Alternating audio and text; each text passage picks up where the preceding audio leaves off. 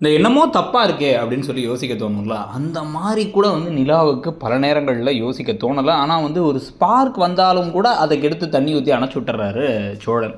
So எப்படியோ இப்பயும் வந்து ஒரு பெரிய கண்டத்த வந்து அவர் தப்பிச்சிட்டாரு அப்படிங்கிறது தான் வந்து ஒரு முக்கியமான விஷயமா அடுத்த வாரத்துடைய ஆரம்பத்திலே இருக்க போகுது.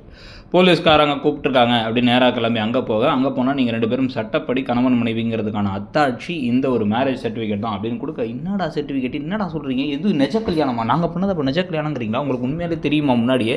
அப்படின்னு பல குழப்பங்கள், பல கேள்விகள் அவங்களுக்குள்ள இருக்கும் பொழுது, இப்ப இந்த விஷயத்த வந்து அவங்க ஆமா கல்யாணம் முடிஞ்சிருச்சுல, அப்புறம் என்ன தாலி என்ன பொம்மைக்கா கட்டுறாங்க? அப்படிங்கிற மாரி சொல்லி அனுப்புனதுக்கு பிறகு இது ஒண்ணுமே புரியாத மாரி அங்க அப்படியே சோழன் முடிக்கிறாரு. அங்க வாயே திறக்கல அவரு. எதையாச்சும் சொன்னோம்னா மாட்டிப்போம் அப்படின்னு தெரியும். ஏன்னா டக்குன்னு ஒரு வார்த்தையில அவங்க திருப்பி கேட்டுருவாங்கல்ல. உடனே ஏன்டா உனக்கு தெரியாதா? உனக்கு தெரிஞ்சு தானே பரலாம் நடந்துச்சு அப்படின்னு கேட்டுருவாங்கங்கிற பயத்துல அமைதியா இருந்துக்கிறார். வெளில வந்ததுக்கு அப்புறமா தான் இந்த கேள்வியை வந்து திருப்பி இவங்க கேட்குறாங்க. இது உங்களுக்கு தெரியாம எப்படி நடந்திருக்கும் அப்படின்ட்டு. உடனே வந்து அவங்க திருப்பி திருப்பி அதை பற்றி கேட்க ஆரம்பித்த உடனே இவருக்கு ஒரு மாதிரி பயம் வந்துட்டு கடைசியில் வந்து ஒரு ட்ராமா ஒன்று போட்டுறாரு.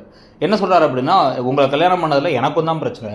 நான் வந்து கல்யாணம் பண்ணிட்டதுனால இப்போ எங்கள் அண்ணனுக்கு பொண்ணு பார்த்துட்டு இருக்கோம். தம்பி கல்யாணம் முடிஞ்சிருச்சு, அண்ணனுக்கு கல்யாணம் ஆகலை அப்படின்னா ஏதோ எங்கள் அண்ணனுக்கு குறை இருக்குன்னு நினச்சிப்பாங்க. எங்கள் அண்ணனுக்கு எப்படி கல்யாணம் ஆகணும் வேறு எனக்கு தெரியல. இப்போ உங்களுக்கு உதவி செய்ய வந்து எனக்கு ஒரு பெரிய உபத்திரவமாகி போச்சு அப்படின்னு டென்ஷனாக வந்து ஒரு காரில் ஏற இவங்க உடனே ஆமாம் இல்லை இவருக்கும் தான் அதனால வந்து பாதிப்பு இருக்குல்ல அப்படின்னு யோசிக்கிறாங்க. ஆனால் இவர் அதை பற்றிலாம் கவலைப்படலைங்கிறது வேறு விஷயம். தனக்கு கல்யாணம் நடந்தால் போதும் தான் நினச்சாரு சுயநலமாக. அவங்க அண்ணன்லாம் ரொம்பவே வந்து அநியாயத்துக்கு நல்லவராக இருக்கும் பொழுது இவர் அந்தளவுக்கெல்லாம் வந்து இல்லாமல் தனக்குன்னு யோசிக்கிறது தான் வந்து முக்கியமான ஒரு முடிவு பண்ணி வச்சுருக்காரு.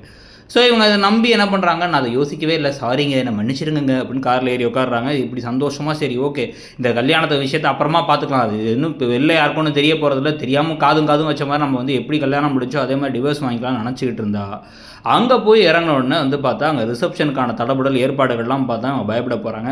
இப்போ மேடைக்கு ஏறுவாங்களா மாட்டாங்களா, இல்லை கடைசி நிமிஷத்தை ஏதாவது திருப்பங்கள் நடக்குமா, ஒவ்வொரு விஷயத்தையும் தப்பிச்சு கல்யாணம் முடிஞ்சு எல்லாமே நிரந்தரமாகி அதுக்கப்புறம் வந்து உங்களுக்கு 2 பேத்துக்குள்ள மோதல் டு காதல் வரப்போகிற ட்ராக் தான் அடுத்து ஆரம்பிக்க போதாங்கிறத பொறுத்து இருந்து பார்க்கணும்.